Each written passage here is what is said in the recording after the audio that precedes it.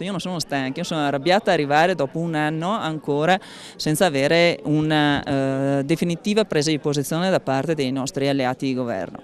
Ritengo che questi tempi abbiano di certo permesso di sviscerare, eviscerare, vivisezionare ogni norma. È stata messa alla prova questo progetto di autonomia.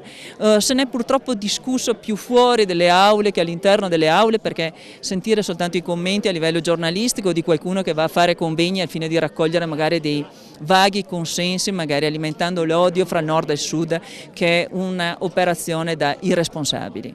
Io spero e auspico che si comprenda, che venga compreso qual è la matrice vera dell'autonomia. Parole della ministra vicentina Erika Stefani, che in un continuo vuoto di accordi nella maggioranza del governo giallo-verde vengono sostenute dallo stesso vice premier del Carroccio Matteo Salvini, che ha dichiarato: l'autonomia non toglie niente a nessuno, ma punisce chi non amministra bene, chi non vuole l'autonomia difende la pessima politica. Ma è ancora Stefani che rincara la dose, cercando per l'ennesima volta di far capire cosa si intenda per autonomia. Significa lasciare decidere i territori quello che importa per il proprio territorio, significa dare risposte più immediate, essere più celeri, ma soprattutto essere più efficienti. Questo Paese ha bisogno di efficienza se vogliamo misurarci con il resto del mondo. Se vogliamo essere chiusi all'interno dei nostri confini, allora possiamo anche dimenticarci e andiamo magari a trascinarci tutti verso magari un baratro di un futuro dove magari tutto resta